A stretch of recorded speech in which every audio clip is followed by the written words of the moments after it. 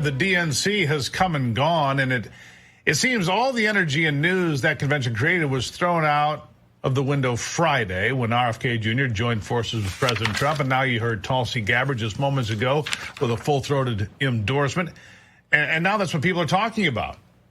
And Elon Musk and maybe Dean Phillips joining too. Dean Phillips, the congressman from Minnesota, if you don't know, who ran against Joe Biden, saying, look, he's not capable of doing the job.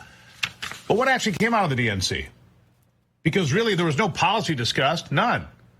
As RFK Jr. brilliantly pointed out Friday, so what is the Kamala Harris strategy for this election? Joining on to talk about this, as well as the third anniversary of that Abbey attack, which we'll have more about coming up today. Retired Army Lieutenant Colonel and former Congressman, former Texas GOP Chair Allen West, and now the Dallas GOP Chair as well. Colonel, good to see you today. I mean, a lot going on, but let's focus on these endorsements for a moment. These are all high-profile, lifelong Democrats. Yes. RFK Jr., Tulsi Gabbard, Elon Musk, maybe Dean Phillips, who says not only will he potentially leave the Democrat Party, the reporting is he might just become a Republican altogether. This is significant because it shows a trend. And in politics, trends matter, Colonel, don't they? You're absolutely right. And when you think about RFK Jr., you're talking about the Kennedy family. And regardless of what his siblings would say, this is a big shift. And when he gave his speech, about the Democrat Party, this is not the Democrat Party of his uncle, John F. Kennedy, or really, truthfully, his brother, who as Attorney General stood for the rule of law. And when you look at Tulsi Gabbard, let's think about it. 4 years ago, she was on the platform running for the nomination of the Democrat Party. So what we continue to see are people that this Democrat Party has left behind, and they're saying, much the same as Ronald Reagan did, that, they left me. It is not about me leaving them. And what do they stand for? Well, they stand for whatever will get them a victory. It doesn't matter what the policies are as long as it results in victory. They don't really have policies. Kamala Harris, she has no foundational principles that I can tell, and no policies. It was a fact-free, policy-free zone at the United Center in Chicago. The Democrats were the party of no war, of the working class man and women, of blue-collar folks, of free speech. Now they're none of those things. In fact, I heard Tim Walz say there is no absolute right to free speech, not when it comes to misinformation and hate speech. I'm like, which Constitution does he have a copy of? Yeah, and remember that it was Joe Biden that said the exact same thing, that no amendment to the Constitution is absolute. Of course, he was referring to the Second Amendment, but I don't think any of those amendments to the Constitution, not freedom of religion, freedom of speech, freedom of expression, the right to petition your government for redress of grievances, Fourth, Fifth Amendments, none of them, especially the 10th Amendment, because they believe that the federal government, centralized government, is the way to go. So you are talking about a lawless party. You're talking about a party that, as you said, is only about emotional rhetoric and ranting. And when you get Michelle Obama up there and her speech was all about, I feel that hope is coming back. And so we don't need the same old hopey-changey rhetoric once again. We need to have something concrete. That's what that hopey-changey thing. How's that going for everybody? Just a little refresher course here for Tim Walz and the Democrats. Congress shall make no law abridging the freedom of speech or of the press. No law.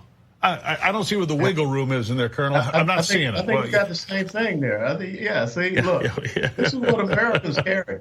Hey, Tim, this is what Americans carry. This is what you supposed I got a couple copies just in case of emergency. I got extras just in case. I can hand one out to somebody. Dear Democrat, I got a copy. Anyhow, look.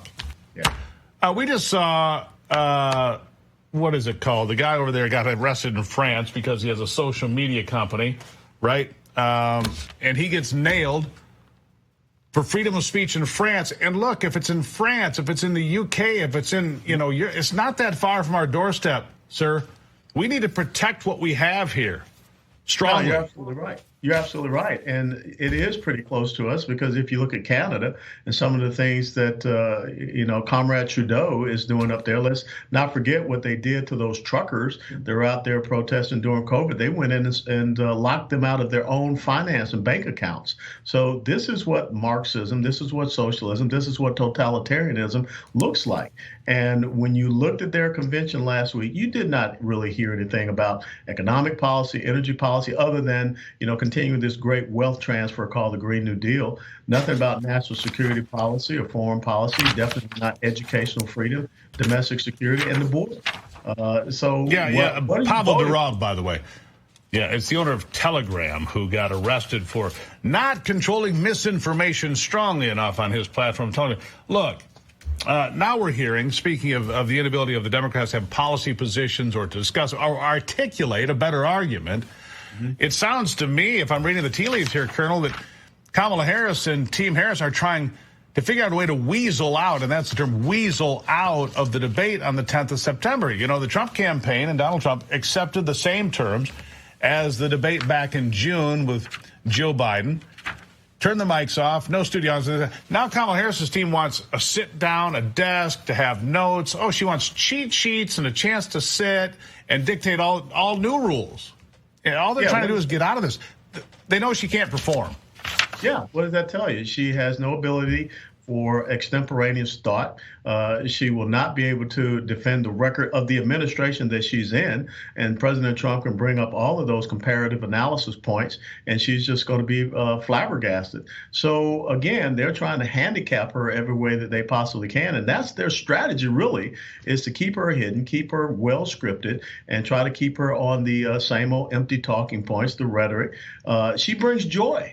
I mean, I guess that's the strategy, is that she's going to make me happy. I think the thing that will make me happy the most is a successful college football season for the University of Tennessee, not Kamala Harris.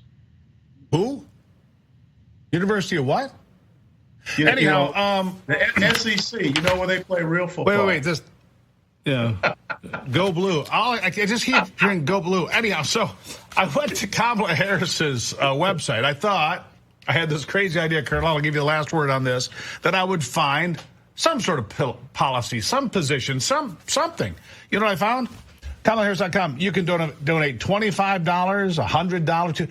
It's a donation site. There's these flowery biographies. There's nothing there. It's the Cheetos of politics. All crunch and no value. I'll give you the last word.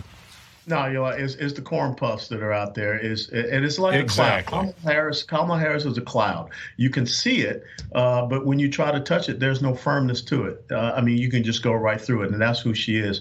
I don't think this strategy is going to be successful. It is an open basement strategy that they're trying to implement, and I believe that the media right now, especially the leftist media, who already has a credibility problem, that problem is going to get even worse for them as they continue to try to hide her and continue to try to be complicit in this great deception. Yeah, and great deception, by the way, on the website, they still refer to Tim Walz as Command Sergeant Major. It's right there on the KamalaHarris.com website. It's a lie. You know it. I know it. Colonel, thank you for being here. All right, let's have a great college football season.